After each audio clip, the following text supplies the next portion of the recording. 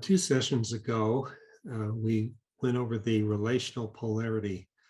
This is really the foundation of being a human being, is being in a relational environment. We can't even create an identity to grow into without being in a relational environment. We then moved on to the element of power and how you negotiate power in relational environments, which is always there. And then this next polarity builds on the former two. It is in a relational environment where there are power realities. Do you have some standards by which you behave? And the polarity is, I call it discerning awareness, and it is alignment and deviation. And like every polarity, if you really just move towards one of the poles, you're getting into a pathology. So alignment, are you endlessly a conformist? Deviation, do you identify as a rebel? The point is, they are both there to be of service in moving towards one's core values, one's deepest sense of source and truth and love and life, or to move away from something that seems out of alignment with where you want to be. And unless these polarities are free to function and work together without bias, we're caught in some kind of shadow realities in terms of how we function in the world, to our own detriment and to the detriment of others. And so this is a foundational polarity. It really comes up by the time you're around 8 years old, in terms of you really develop a capacity to judge.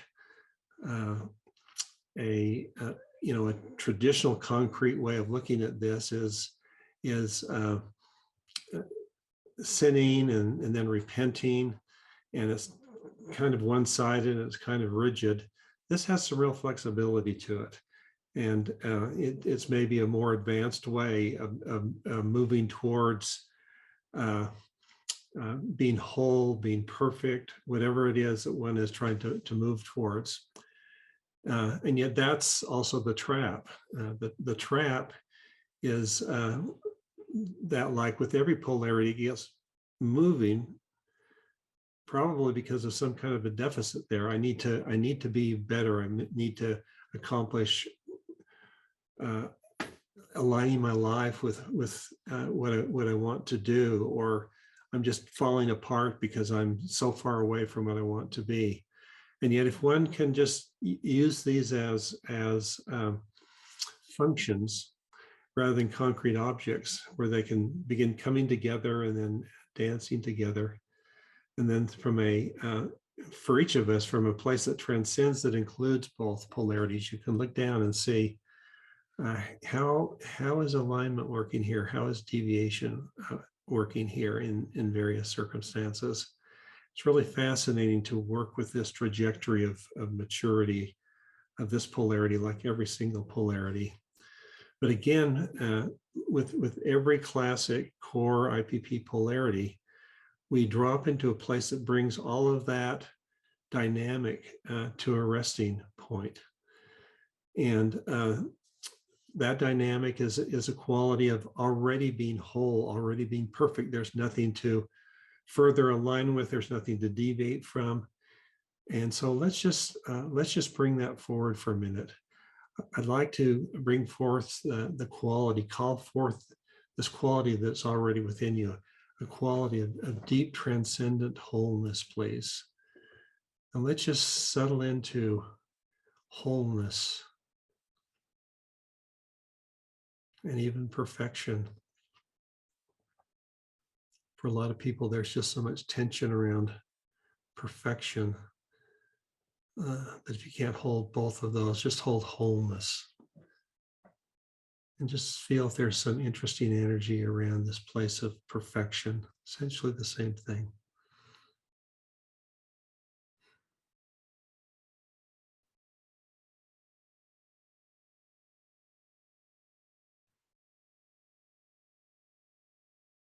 In this place, I'm not partial, I'm not flawed, I'm completely whole. There's just a quality of absolute perfection here.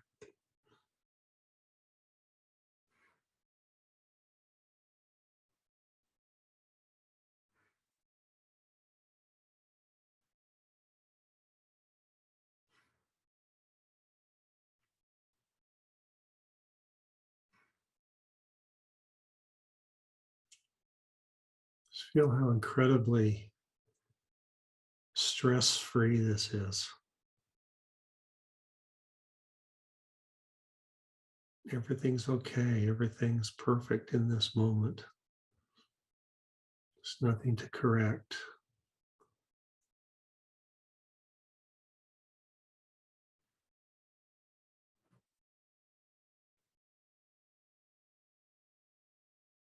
And this perfection is always here, it's always present, it's always within us.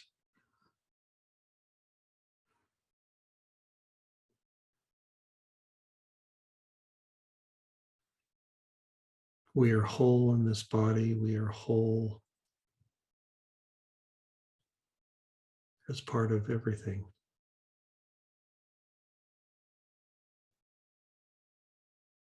Just allow yourself to sink into the fullness of wholeness.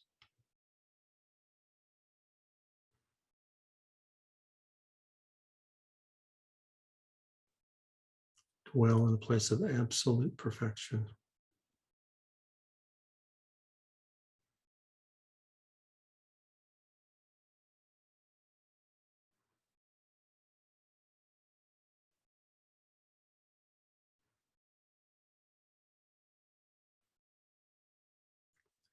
What comes up for you in this place?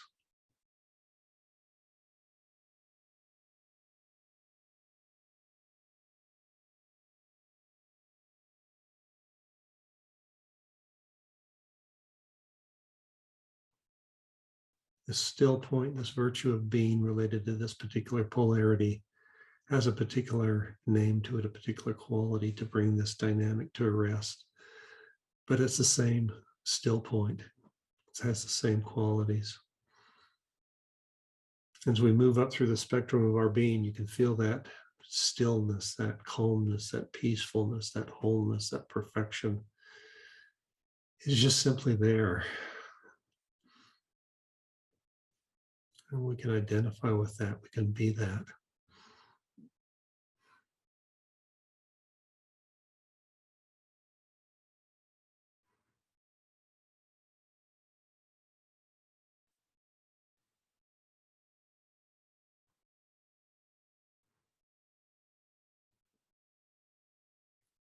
And from this place of wholeness, an attitude, a personal quality of integrity arises, a transcendent integrity. Not integrity with our ego and our smaller self-identity and all of the shortcomings of things we can't really see about ourselves. This is an integrity with the whole.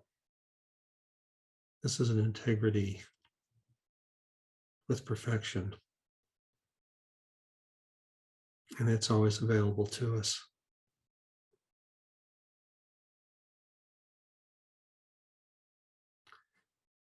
And from this place where we can see so clearly in our own lives and in the lives of everybody around us, people are just struggling.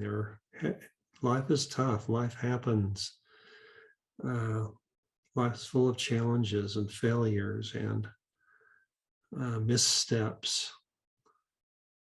And it's so easy from this place of wholeness and perfection to be deeply forgiving, have a deep quality of forgiveness.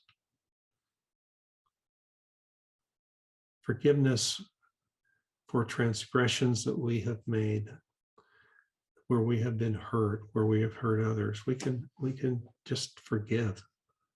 Doesn't mean we're not responsible. It doesn't mean other people aren't responsible for injuries that they might have caused. But from this place of wholeness, that's all there is you're not going to control me and make me smaller and carry a difficult attitude by blaming you and carrying this burden of bad feelings that I have towards you. I am who I am, and I'm connected to this wholeness and this perfection. And in that way, I can forgive you, and I can forgive myself.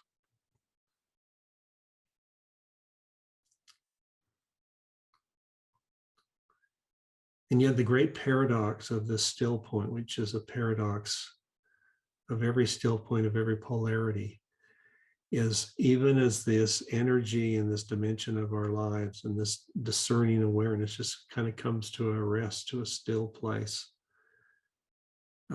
we can see more clearly what's amiss, what needs to be done, where we may need to make a adjustment. But rather than coming from a place of deficit, it comes from a place of prior wholeness. And this is the paradox.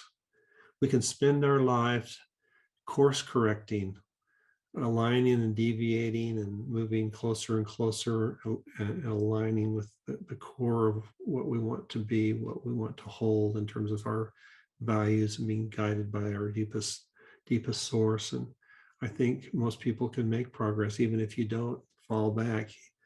The dynamic's still just there, and it's a never-ending dynamic, but it completely changes in its tenor and how you hold it. If you come from a place of prior wholeness and perfection, it just seems logically it doesn't make any sense, but spiritually it means everything. Coming from a place of wholeness and abundance and trust, with great love and forgiveness, creates an opportunity to grow and to develop, and just notice when you fall back and be there and keep working on things. Some point in life you'll start to deteriorate mentally, but it's okay. It's okay. Because we're in life to learn and to grow and to be our best selves, and be in the midst of all of our shortcomings, and deal with people with all their imperfections and our collective imperfections. And it's okay, because we're coming from a place of perfection that's always there, of wholeness that's always there. We can feel this deep transcendent integrity that is connected to that. We can feel this deep quality of forgiveness that's connected to that. And this virtue of doing this transcendent forgiveness has its own transcendent polarity, like each one of these IPP polarities. It's to remember and to forget when we forgive.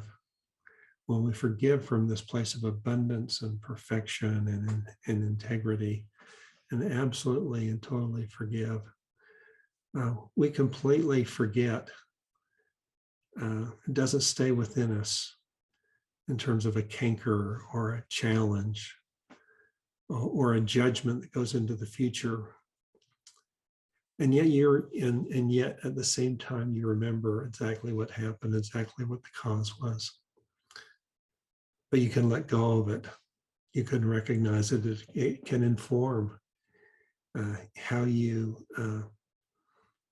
move ahead in the future, but from such a different place. If you can come from this place of wholeness and integrity and forgiveness, a place of utter perfection.